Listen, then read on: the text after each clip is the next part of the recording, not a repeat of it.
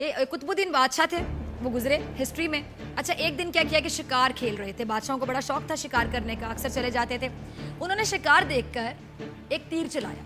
ये peoples party वाला तीर नहीं था, सही वाला तीर था।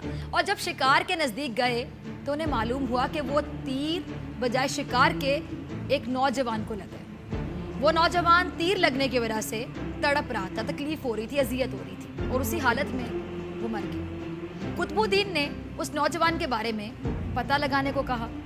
पता करने पर मालूम क्या हुआ कि वो नौजवान जो था वो पास ही के किसी गांव में रहता था और अपनी बूढ़ी माँ का वाहिद सहारा भी था, वाहिद कफील था। वो नौजवान जंगल से लकड़ियाँ चुनकर बेचता था और जो उसे मिलता था उससे अपना और अपनी माँ का पेट भरता था। फिर क्या हुआ जी, कुतुबुद्दीन उसकी माँ के पास पहुँच गया और बताया कि उसके तीर से उस बूढ़ी माँ के बेटे की मौत हो गई। माँ रोते रोते बेहोश हो गई। कुतुबुद्दीन जो कि हाकिम वक्त था, बड़ा होता हाकिम वक्त, उसने खुद को काजी के हवाले किया और अपना जुर्म बताया। जुर्म बताते हुए अपने ही खिलाफ मुकदमा चलाने की उसने गुजारिश कर दी और आज़ादी भी दे दी। काजी ने मुकदमा शुरू कर दिया और कुतुबुद्दीन के तीर से मरने वाले नौजवान की बूढ़ी माँ को अदालत में बुलाया और कहा कि जो सज़ा कहेंगी आप वही सज़ा इस मुजरिम को दी जाएगी। जो कौन था उस वक्त का हाकिम वक्त, सोचे मुजरिम भी कोई और नहीं था, इतना बड़ा हाकिम वक्त, मतलब मुझे तो यकीन ही नहीं आ रहा कि इस तरह के लोग भी होते थे।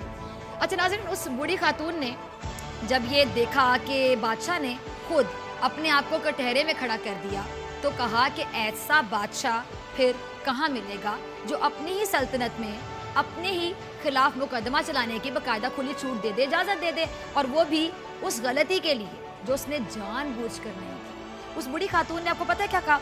उसने कहा कि आज से कुतुबुद्दीन मेरा बेटा है और मैं अपने बेटे को माफ़ करती हूँ। काजी ने कुतुबुद्दीन को भी बरी किया और इस मौके पर उसका ये कहना था कि अगर तुमने अदालत में ज़रा भी अपनी बादशाहत दिखाई होती तो मैं तुम्हें इस बूढ़ी औरत के हवाले से ना करता, बल्कि खुद ही आपको सख्त से सख्त सज़ा दे देता।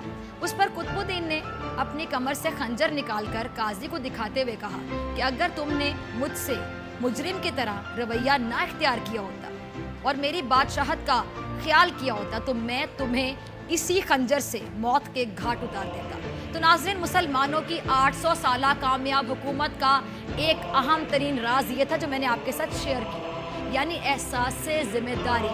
हाकिम वक्त ये जानता था कि वो हाकिम है, लेकिन हाकिम ज़रूर है लेकिन कानून से बालातर हरगिज़ नहीं। हाकिम वक्त को एहसास था जुर्म एक आम आदमी से हो या फिर बादशाह से, सज़ा सबके लिए एक है, कानून सबके लिए एक है।